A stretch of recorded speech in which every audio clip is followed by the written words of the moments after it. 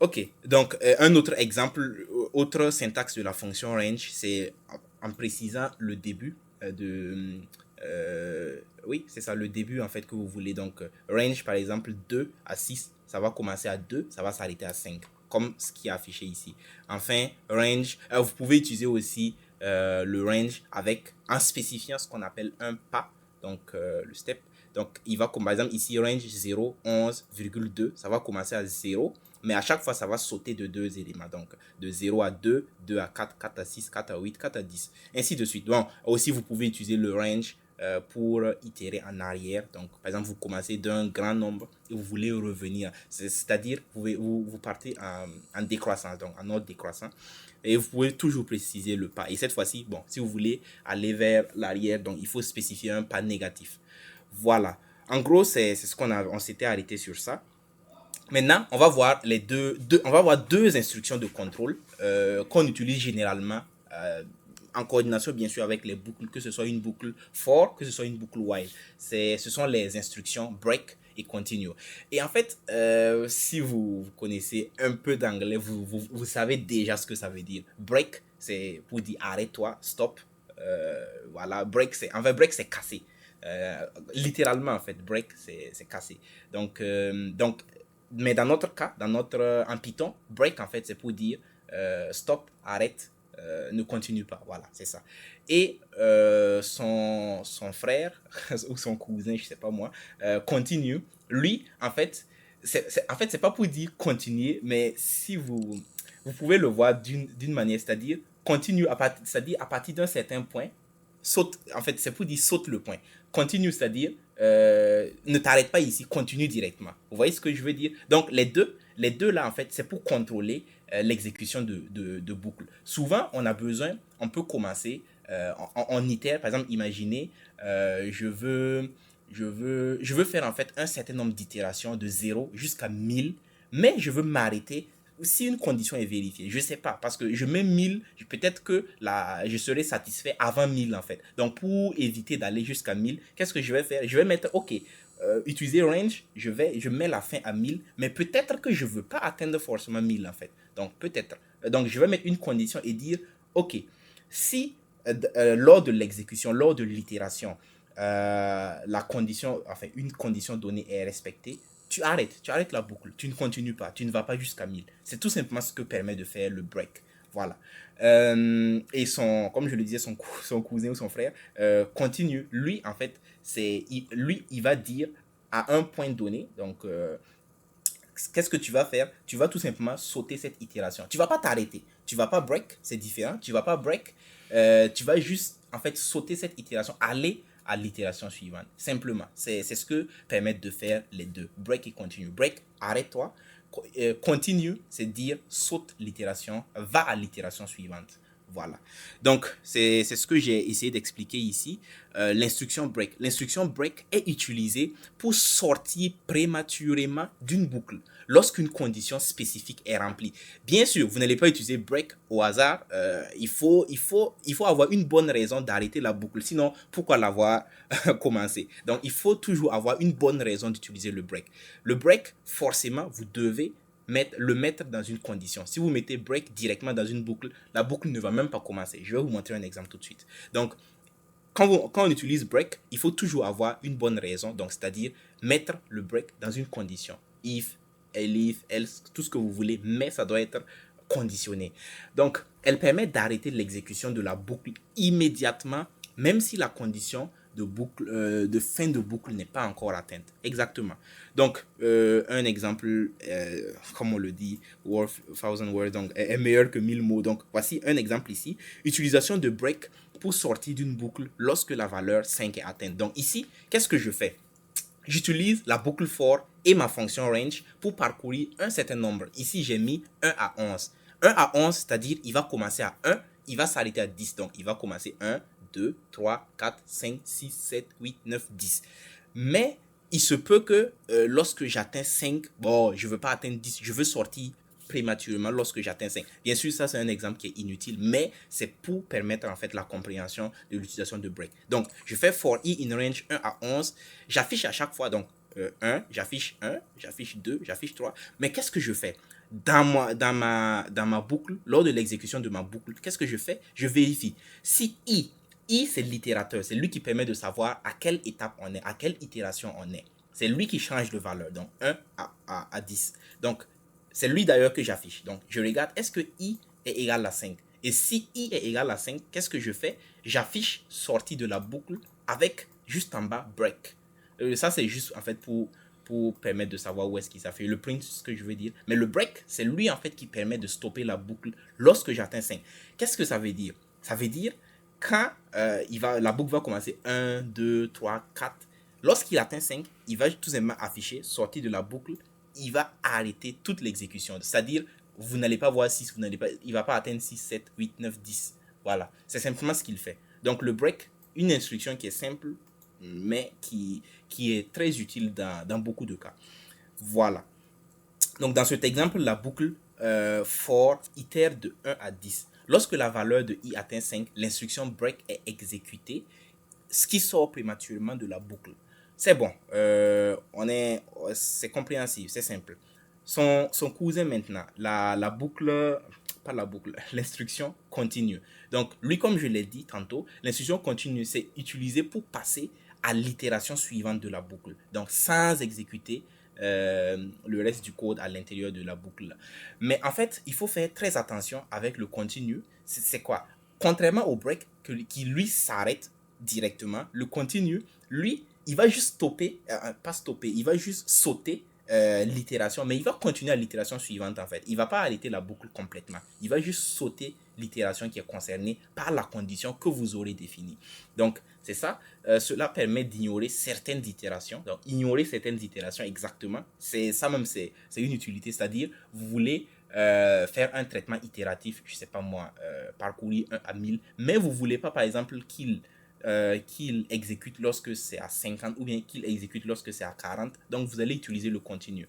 Là, ça permet d'ignorer un certain nombre d'itérations sans stopper complètement la boucle. Donc, l'exemple, il est parlant. For i in range 1 à 11. Donc, je vérifie. Est-ce que i, bon, vous connaissez très bien cet opérateur maintenant, modulo. Donc, if i modulo 2 est égal à 0. Et ça, pour les plus matheux, vous savez, c'est pour vérifier en fait, est-ce que c'est pair ou c'est... Enfin, si c'est pair, donc, if i modulo 2 égale à 0, c'est-à-dire, est-ce que i est pair? Donc, si c'est le cas, si ça renvoie true, donc je fais continue. Qu'est-ce qu'il fait ici? Tout simplement, ce qu'il fait, il va juste ignorer les... Enfin, c'est pas ignorer, je n'aime pas ignorer parce qu'il n'ignore pas, il saute juste en fait. Voilà, il va juste sauter les nombres de paires de i. Donc, lorsque i prend une valeur paire, 2, 4, 6, 8, il va les ignorer. Et c'est ce que vous voyez au niveau du résultat ici. Donc, on a 1. Au lieu d'afficher 2, il va passer 2. Ensuite, il continue à 3, 5, 7, 9. Donc voilà, c'est ça, c'est ce qu'il nous restait en fait la dernière fois pour cette partie sur les structures itératives. Bon, bien sûr, qu'est-ce que j'ai dit ici encore? Dans cet exemple, la boucle for itère de 1 à 10, oui. Lorsque i est pair, l'instruction continue. L'instruction continue, je corrige un petit truc là. L'instruction continue est exécutée, ce qui passe l'itération suivante de la boucle sans exécuter le reste du code pour cette itération. Ainsi, seuls les nombres impairs sont affichés. Oui. Donc, ces exemples démontrent comment efficacement les instructions break et continue, comment utiliser efficacement les instructions break et continue pour contrôler le flux d'exécution des boucles en Python. Que ce soit pour sortir prématurément d'une boucle ou ignorer certaines itérations, ces instructions sont des outils puissants pour manipuler le comportement des boucles selon vos besoins. Voilà, donc on en a terminé avec, enfin presque terminé avec les structures itératives. Là, j'ai juste en fait ajouté quelques exemples pour faciliter la compréhension. Il y a aussi des exos que j'ai ajoutés. Bon, je pense pas qu'on va faire les exos. On va juste terminer en fait avec les exemples. Comme je l'ai dit, ça sera pas un truc très long parce que j'ai commencé la préparation du chapitre suivant, mais j'ai pas terminé et je l'ai pas formaté en fait. Parce que moi, j'écris d'abord le texte avant de formater tout ça. Donc, on va aller avec cet exemple là. Bon, juste 2 exemples, ça sera suffisant. Mais je sais pas, je pense que c'est clair, hein. Il y a pas de question sur ce qu'on a fait jusque-là. En tout cas, s'il y a une question, vous m'interrompez à tout moment. Donc, les exemples pratiques. Le premier exemple concerne le calcul de la moyenne des étudiants. Bon, ça, c'est quelque chose qu'on n'aime pas entendre en tant qu'étudiant, le calcul de moyenne. Bon, surtout qu'on n'a pas bien travaillé. Donc, ici, on va essayer de calculer, en fait, en fonction d'un certain nombre de notes données dans une liste, on va calculer, en fait, la moyenne. C'est un truc en fait, c'est un exemple qui est très classique. Si vous avez fait du C ou du C++, c'est sûr que vous avez fait un truc similaire. Vous connaissez un peu le trick, comment on dit ça en français, l'astuce en fait pour calculer en fait la moyenne en fait d'une liste ou d'un tableau donné. Donc c'est assez simple.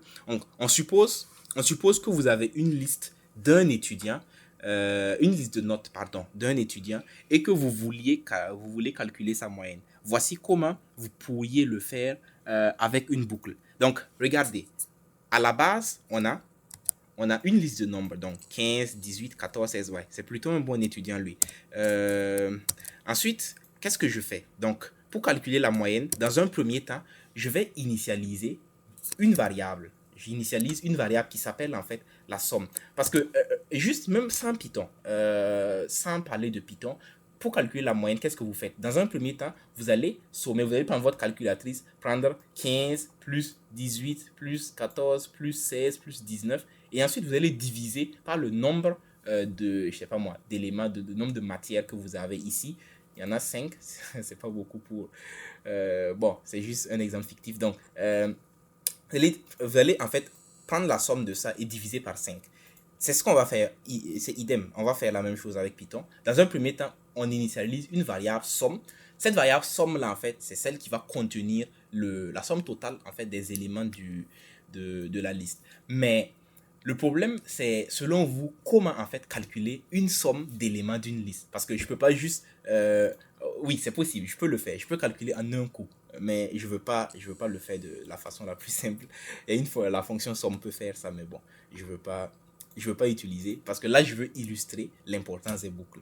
Donc qu'est-ce que je peux faire ici? Je peux parcourir la liste et dire ok, je commence par la première note, je l'ajoute peut-être à une variable, ensuite je passe à la deuxième note, je la rajoute à l'autre variable, je passe à la troisième note, je la rajoute encore, ainsi de suite. C'est comme, je sais pas moi, c'est comme si la somme c'est, disons, un sac ou je sais pas, c'est quoi, ou un seau, et qui permet en fait à chaque fois de stocker en fait la note. Donc dans un premier temps, tu vas prendre 15, tu stockes ça dans la variable, ensuite 18, tu l'ajoutes, 14 tu l'ajoutes, 16 tu l'ajoutes, 19 tu l'ajoutes, etc., etc. Donc en fait c'est l'importance de somme ici. Puis qu'est-ce que je fais? En fait ce que je viens de vous illustrer, c'est ça. Donc je parcours chaque note for note, donc pour une note individuelle dans cette liste de notes là. Qu'est-ce que je fais? En fait, j'ajoute la note à la variable somme. Et somme, c'est très important de l'initialiser à 0, parce que si vous ne le faites pas, imaginez, comme je l'ai dit, c'est un truc, moi ça me rappelle quand j'ai appris le C++ à tout nouvellement quand j'étais en première année. En fait, c'est des bêtises qu'on peut faire facilement, et on ne va pas se rendre compte de ça. Après, maintenant, tu vas calculer la moyenne, tu vas trouver que non, je sais pas moi, tu as une moyenne de je sais pas, moins 1000, tu vas te demander bah, d'où vient ces moins 1000. En fait, ici, je vais vous montrer deux exemples. Ça, c'est la somme. Il y aura un autre exemple avec la multiplication. Vous allez voir en fait ce que je veux dire par là. Donc, je reviens là. Donc, je remets ma somme. Donc, juste retenez, c'est très important en fait d'initialiser la somme à 0. Parce que sinon, si vous ne l'initialisez pas, vous aurez en fait des problèmes. Parce que à la base, il faut que la somme ait une valeur initiale. Donc, si la somme est aléatoire et que vous ajoutez 15, ensuite 18, bon, ça va fausser en fait le résultat. Je vais vous illustrer ça tout à l'heure. Donc, ici, qu'est-ce que je fais? Comme je le disais, donc j'ajoute à chaque fois, je parcours les notes et j'ajoute en fait chaque note à la variable somme. Ensuite, une fois que la boucle est terminée, bon, c'est une boucle for, hein, donc for note in notes. Ensuite, une fois que ça c'est terminé, c'est bon. Le contenu, vous pouvez voir, par exemple, j'affiche print somme. J'affiche ça. Qu'est-ce que ça va me donner? Ça donne 82. 82, en fait, c'est la somme en fait des éléments de cette liste-là. Donc, rien de difficile jusque-là. Et ensuite, qu'est-ce que je fais? Oups. qu'est-ce que je fais? Je veux maintenant la moyenne. Et bon, on connaît tous c'est quoi la moyenne ici, à partir du moment où on a la somme. Donc, la moyenne, c'est juste prendre cette somme-là et diviser par le nombre d'éléments qu'il y a dans la liste. Et le nombre d'éléments ici, c'est facile. Il y en a 5. Je pouvais mettre, enfin, ce que je peux faire, je vais juste dire somme sur 5. Donc, je fais la moyenne, c'est égal à la somme divisée par 5. C'est la formule normale et j'affiche. Donc ici, la moyenne, c'est de 16, 40. Comme je l'ai dit, c'est un bon étudiant. Très bien. Mais en fait, si vous voyez, j'ai enlevé quelque chose par exprès. J'ai enlevé, au lieu de 5, ce que j'avais mis en fait, j'avais mis len note. En fait, ça aussi, c'est une fonction, tout comme print, qui est une fonction prédéfinie de Python. Il y a la fonction len, qui est également une fonction prédéfinie de Python et qui permet en fait de calculer len en anglais. Je ne sais pas si c'est un mot même anglais, mais ça peut. En fait, oui, c'est un mot anglais. Je vous ai dit, je pense la séance avant-dernière, je vous ai dit en fait, Python, ce qu'ils aiment faire, c'est raccourcir en fait des mots anglais. Mais en fait, à partir du moment où vous avez une idée en fait de l'étymologie, c'est facile en fait de retrouver ce que la fonction fait. Imagine, la longueur en anglais, tout simplement, c'est quoi? C'est length. Donc, ça s'écrit comme ça. Length, je pense, le T vient avant le H si je ne me trompe pas. C'est length. Et en fait, en Python, length, c'est. Je vais mettre quelque chose comme ça. C'est longueur. C'est longueur en français. Et donc, en Python, c'est la fonction length. J'écris ça rapidement.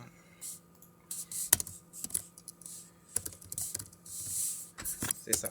Voilà, donc length, en fait, la fonction length, ça vient de length, c'est pour dire longueur, en fait, de ça. Donc, simplement, quand je fais len note, ça va juste me calculer, en fait, le nombre d'éléments qu'il y a dans la liste. Et voilà, c'est simple. Je pense que c'est un exemple qui est assez basique, banal, pour vous montrer, en fait, l'utilisation de la boucle for. Maintenant, en fait, je vous ai dit, je vais vous montrer un autre exemple qui est assez intéressant et qui va illustrer, en fait, l'importance, en fait, de l'initialisation. Imaginez cette fois-ci, au lieu de calculer la moyenne, c'est-à-dire la somme, en fait, je ne veux même pas calculer la moyenne. Ce que je veux calculer le produit total des éléments d'une liste. Imaginez, je veux calculer en fait le produit total. Je prends la même liste d'ailleurs. Je prends la même pour faciliter la tâche. Donc, je vais en fait calculer le produit, le résultat du produit de ces éléments-là. Qu'est-ce que je vais faire? Je vais initialiser produit. Donc, voilà, c'est ça. Mais selon vous, je vais laisser quelqu'un répondre. Je ne vais pas le faire moi-même. Donc, dans tous les cas, ce qu'on doit faire, c'est la même logique que la somme, c'est-à-dire, la même logique que la somme. Ce que je vais faire, je vais parcourir la liste. Donc, je fais for not in not et 2 points. Et qu'est-ce que je fais? Je vais tout simplement, vu que je veux faire le produit, donc je prends ma variable produit, c'est-à-dire je vais la mettre à jour. Donc, je vais faire multiplication égale, vous connaissez la syntaxe maintenant, plus égale, c'est pour dire, c'est la même chose pour ceux qui n'ont pas capté, qui ne me posent pas la question. En fait, plus égal, de toute façon, on a vu ça, donc c'est pas un truc. Plus égal, c'est note plus, c'est pas note, c'est somme plus note, en fait. C'est la même chose de dire somme plus note. C'est-à-dire, à la nouvelle variable somme, je lui affecte, en fait, l'ancienne valeur de somme plus la note actuelle. C'est la même chose ici. Donc, avec multiplication, c'est pareil. Je peux utiliser étoile égale. C'est pour dire à l'ancienne valeur de produit, je prends à la nouvelle valeur de produit, je prends l'ancienne valeur de produit multipliée par quelque chose. Et ce quelque chose, justement, c'est la note. Donc, vu que je veux multiplier les notes. Et enfin, bon, une fois que ça c'est bon, je peux tout simplement afficher print le produit total. Le produit total, j'affiche. Ça fait quoi? Ça fait produit. Voilà. Mais avant ça, comme je vous l'ai dit, c'est obligatoire en fait d'initialiser le produit. Parce que si vous ne le faites pas, je sais même pas, est-ce qu'il va générer, il va pas générer une erreur, il va donner, ouais, forcément, il va générer une erreur. Je me rappelle très bien, dans certains langages, comme le C, ou peut-être le C++, en fait, vous allez déclarer produit, ça c'est sûr. Mais en fait, la déclaration, en fait, je veux pas embrouiller ceux qui n'ont pas un background de truc. La déclaration n'est pas synonyme d'initialisation. Vous pouvez déclarer une variable. Ici, en Python, on n'a pas besoin de déclarer, mais c'est obligé, en fait, d'initialiser pour ce genre de cas. Donc, juste, est-ce que quelqu'un a une idée, en fait, à quoi, en fait, qu'est-ce qu'on doit mettre ici pour l'initialisation de produit? Quelqu'un peut rapidement répondre à ça? Oui, oui, vas-y, Latifatou. Ok, parfait. Pourquoi un? Bah, explique pour nous autres. Euh,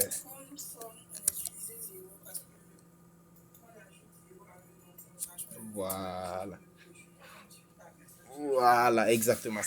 Exactement. Merci beaucoup, Latifatou, pour la réponse. C'est exactement ce que je voulais illustrer. Donc, c'est ça. Donc, il faut forcément l'initialiser par un. Voilà.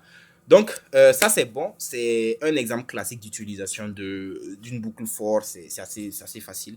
Donc, maintenant, passons à un deuxième exemple qui est la recherche d'un élément dans une séquence prédéfinie. Et je sais qu'il y a des gens qui regardent le match. Rafik, tu veux dire quelque chose? Ah, ok, ok. Exactement. Voilà, merci bien. Ah ouais, toi t'es un matheux, c'est normal. Euh, Quelqu'un peut me dire c'est quoi, qui a gagné entre le Portugal et l'Espagne? Je sais qu'il y a des gens qui regardent le match ici. C'est pas vrai. Merde. Ah, ok. Ok. Revenons à nos moutons. Recherche d'un élément dans une séquence prédéfinie un peu avancée. Ouais, j'ai dit un peu avancée.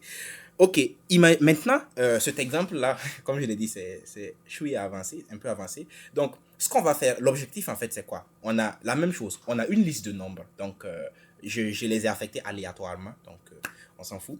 Et en fait, ce que en fait, c'est quoi? C'est-à-dire, je veux vérifier, est-ce qu'un nombre donné, voilà, un nombre quelconque donné, bien sûr, parce que je dois l'initialiser, est-ce que ce nombre-là est présent dans la liste? Donc, regardez ce que je fais ici. Donc, voici ma liste aléatoirement initialisée. Donc, voilà.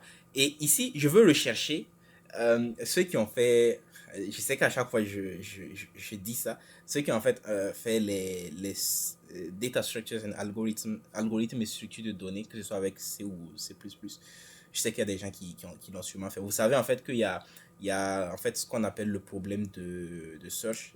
En fait, rechercher un nombre, par exemple, dans une liste chaînée, doublement chaînée, tout ça. Bon, en fait, c'est un ensemble de problèmes beaucoup plus complexes. Mais moi, je les simplifie ici, en fait. Donc, c'est juste pour m'acquitter de ceux qui sont très avancés en matière d'algorithme. Donc, ici, j'ai simplifié la tâche. Donc, j'ai initialisé juste une liste aléatoire. On va supposer c'est une liste simple. Et qu'est-ce que je veux faire? Donc, je veux rechercher l'élément 12 donc, dans cette liste-là. Je ne sais même pas si, oui, l'élément 12 est là. Bon, on sait que l'élément 12 est là. Il se pourrait que l'élément ne soit même pas là. Donc, qu'est-ce que je fais? J'ai initialisé le 12 et maintenant j'initialise une autre variable qui s'appelle trouver. Trouver, je l'ai mis par défaut à false, faux. Donc, c'est-à-dire, pour l'instant, j'ai rien commencé. On suppose qu'il n'est pas là. Donc, tant qu'on ne l'a pas trouvé, tant qu'on n'est pas sûr qu'il est là, on l'initialise à false. Donc, et j'ai une variable indice. Avec une boucle for, c'est possible. Je peux le faire avec for, ça va être plus simple ou plus compliqué. Non, avec for, ça sera plus compliqué. Donc je vais utiliser une boucle while ici. Et qu'est-ce que je vais faire? Vous voyez, j'ai initialisé une variable qui s'appelle indice. Indice, en fait, c'est lui qui va permettre en fait de parcourir les indices, les différents indices dans la liste. Parce que chaque élément d'une liste a un indice. Par exemple, moins 425 est à l'indice 0, 45 est à l'indice 1, 17 est à l'indice 2, 3 est à l'indice 4, etc. Donc, ainsi de suite. Et lui, bien sûr, il a au dernier indice qui peut être moins 1, comme vous voulez. Bon, on en a parlé. Donc, qu'est-ce que je vais faire? Je vais utiliser la variable indice.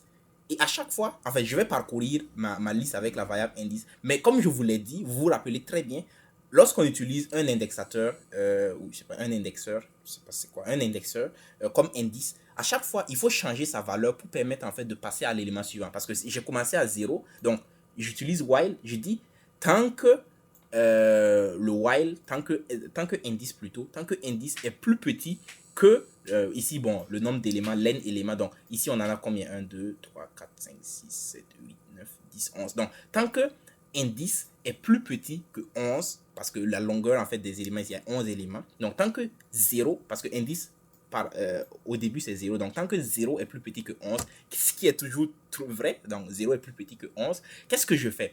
Je regarde, est-ce que en fait mon élément, l'élément que je cherche là, l'élément recherché, donc est-ce que cet élément là il est présent? Et pour savoir s'il est présent, je dois prendre sa valeur ici qui est 12, donc et qui est, bon, j'utilise la variable élément recherché, et je vais voir est-ce que sa valeur est égale en fait à l'élément actuel de mon indice. Parce que, comme je vous l'ai dit, c'est très important, essayez de suivre très bien. Ça, pour certains, ça va être, ça sera pas très intuitif, mais c'est assez simple. Donc, je parcours avec un indice. L'indice, il va prendre au début la valeur 0. Qu'est-ce que je vais faire? Je regarde, est-ce que mon élément recherché, c'est lui qui est là? Si vous préférez, je vais inverser même pour que ça soit plus facile à comprendre. Donc, est-ce que l'élément recherché, est-ce que l'élément recherché est égal? Non, en fait, c'est mieux de laisser comme ça. Donc, en fait, j'inverse. Donc, je ne vais pas utiliser est-ce que l'élément... Donc, c'est plutôt, est-ce que l'élément indexé actuel, donc, est-ce que... Ici, quand j'utilise élément crochet, je vous montre, en fait, rapidement, je vous montre quelque chose pour ceux qui ne connaissent pas cette syntaxe-là. Regardez. Imaginez, je veux accéder à un... J'ai cette liste-là. Donc, la même liste, cette même liste qui est là. Imaginez, je veux accéder à un élément de la liste. Par exemple, je veux accéder au premier élément. Qu'est-ce que je vais faire? Je vais dire tout simplement élément et je mets 0. 0, c'est pour dire, ok, j'ai ma liste éléments qui est là. Et qu'est-ce que je veux faire? Je ne veux pas exécuter d'abord. Donc, je vais venir là. Qu'est-ce que je veux faire? Je veux en fait accéder à l'élément 0 qui est moins 4,25 ici. Donc, si je l'affiche, ça donne moins 4,25. Par exemple, accéder à l'élément 2, enfin au deuxième élément qui a pour indice 1. Donc, ça donne ça, 45. Troisième élément qui a pour indice 2, ainsi de suite. Donc, c'est-à-dire, à chaque fois que je veux accéder à un élément, j'utilise les crochets en fait pour une liste. Comme je vous l'ai dit, en fait, les listes, ne vous en faites pas, je vous l'ai dit la dernière fois pour ceux qui étaient là, je vous ai dit, en fait, les listes, c'est en fait un chapitre, enfin, il y a un module à part pour les listes, en fait. Donc, ne vous en faites pas, on va voir tout ça.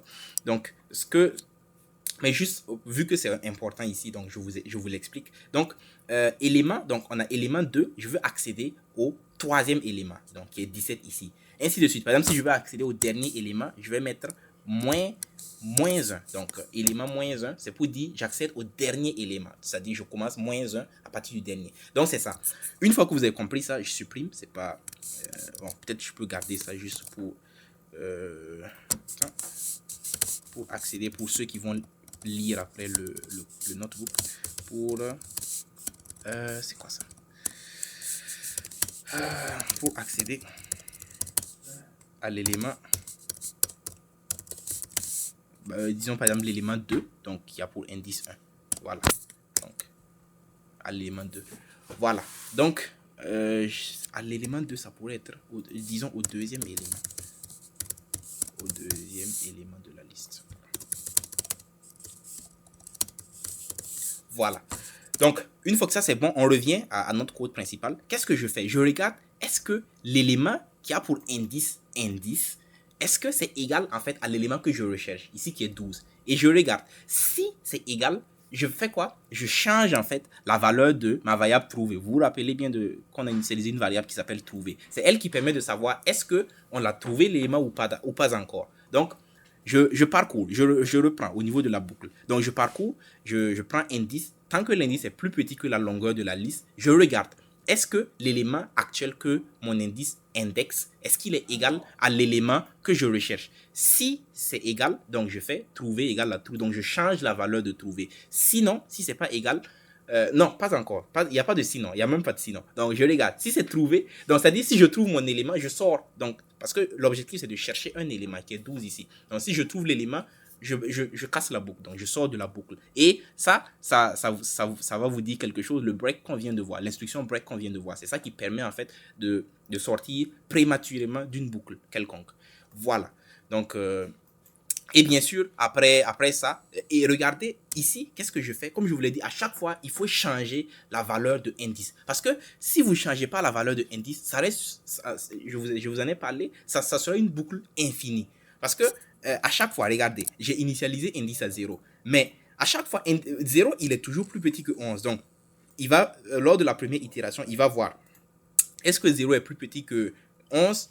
Oui, 0 est plus petit que 11. Il va faire ça. Ensuite, deuxième itération, il va voir est-ce que 0 est plus petit que 11? Oui, indéfiniment. Donc, il va à chaque fois vérifier est-ce que 0 est plus petit que 11. Et ça ne va jamais finir. Donc, raison pour laquelle il faut, lorsqu'on utilise le while, toujours changer la valeur de l'indexeur. Donc, ici, qui est le indice, en fait. Donc, j'incrémente indice de 1. Donc, je passe de 0 à 1, 1 à 2. Donc, on reprend l'exécution avec, en même temps que la liste. Donc, je vais voir.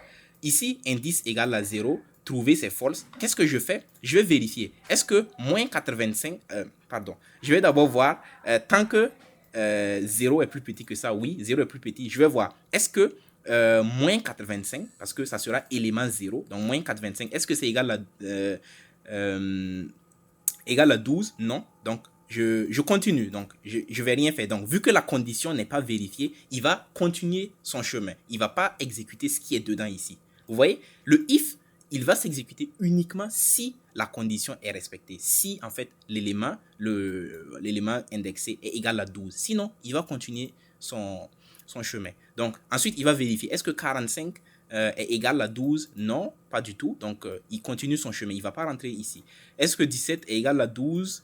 Non, il continue, ainsi de suite. Jusqu'à ce qu'il arrive là, il trouve le 12, il va voir, ok, élément de indice qui est 12 ici, c'est égal à 12. Oui, donc il va changer la valeur de trouver à true, sortir de la boucle et continuer l'exécution. Voilà. Donc, et une fois que ça c'est bon, une fois qu'on a trouvé ça, qu'est-ce qu'on peut faire? Je fais if trouver égale à true. Donc, si on a trouvé l'élément, donc, parce qu'il se peut que 12, par exemple, s'il n'y a pas de 12 ici, il ne va pas le trouver. Parce que j'ai pas 12 dans la liste. Donc, si trouvé, si l'élément a été trouvé, donc j'affiche juste élément trouvé dans la liste. Sinon, je fais élément non trouvé dans la séquence. Donc, c'est ça. Ici, il l'a trouvé. Je peux même dire élément trouvé. Attendez, regardez, je peux mettre élément trouvé dans la séquence à l'indice.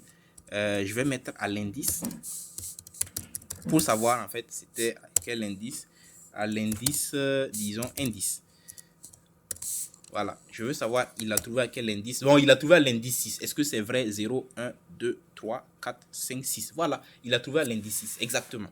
C'est ça. Donc, je sais pas, cet exemple, c'est vrai qu'il est pas si complexe que ça, mais quand même, je pense qu'il est assez compréhensible. Je sais pas, est-ce que c'est clair pour tout le monde? Sinon, je peux réexpliquer autant de fois que vous voulez, mais j'espère quand même que c'est assez clair pour ceux qui sont avec nous. Donc, voilà. Donc, si c'est bon, moi, je pense, il est 23h16. Donc, je pense on va s'arrêter sur ça. Je voulais faire ça. Peut-être ça serait drôle de faire ça quand même. Mais, ok. On va... En fait, ou bien je préfère vous essayer de le faire à la maison. Ça serait mieux. Et après, lors de la séance prochaine, on essaie de le faire. Mais c'est pas du tout compliqué. C'est juste un petit jeu. Avec une boucle, vous pouvez en fait afficher, bon, disons, des différents patterns. Donc, ici, par exemple, vous voyez ce que j'ai affiché ici, c'est un carré. Donc, disons un carré d'étoiles. Bon, attends, je vais lire même tout le défi parce que depuis la dernière fois, je l'avais plus lu. Une boucle imbriquée est tout simplement une structure de contrôle dans la programmation où une boucle est placée à l'intérieur d'une boucle. Oui, je vous ai parlé des boucles imbriquées, donc ça, c'est pas un problème. Donc, les boucles imbriquées sont couramment utilisées pour traiter des structures de données multidimensionnelles, comme les tableaux, donc les tableaux à 2 dimensions. Générer des motifs complexes, effectuer des calculs matriciels, surtout, on va en faire et beaucoup, lorsqu'on va voir NumPy, ou pour toute autre tâche nécessitant des itérations multiples dans un contexte de programmation. Donc ici, par exemple, ce que j'ai fait, j'affiche juste un pattern de carré, un motif de carré à l'aide d'étoiles. Donc voilà, même taille. Ici, on a combien d'étoiles en longueur? 1, 2, 3, 4, 5, 6. En largeur, 1, 2, 3, 4, 5, 6. Voilà, donc c'est un carré, c'est bon. Et en fait, le défi, il est très simple. C'est juste, en fait, au lieu d'afficher un carré, on veut afficher juste un triangle. Bon, disons triangle inférieur. Le triangle inférieur, pour ceux qui ont fait l'algèbre linéaire, ça doit vous donner, vous rappelez des souvenirs, de bons souvenirs, ou peut-être de mauvais. Bon, anyway. Donc, en fait, l'objectif ici, c'est en fait d'afficher la partie inférieure de ce triangle-là. Voilà, donc je pense que je vais vous laisser faire ça. En fait, c'est pas du tout compliqué. Vous pouvez même le faire avec le même nombre de lignes de code ici. Juste deux boucles. Deux boucles, c'est largement suffisant pour le faire. Donc, c'est juste un petit truc, je pense. Juste, vous allez changer cette ligne, c'est bon. Mais quand même, c'est assez intéressant de le faire. Donc, je pense que on va s'arrêter ici pour aujourd'hui. Donc, en résumé, les structures itératives en Python permettent de répéter des blocs de code de manière structurée, ce qui les rend essentiels pour résoudre une grande variété de problèmes de programmation. Je viens de remarquer que j'ai fait un typo ici. Maintenant, je vous défie. Bon, justement, j'ai écrit ça à la hâte. Donc, je vous décide de tracer ce motif en utilisant des boucles fortes. Voilà, donc c'est bon. Et s'il y a des questions, vous pouvez les poser en attendant que je corrige. euh,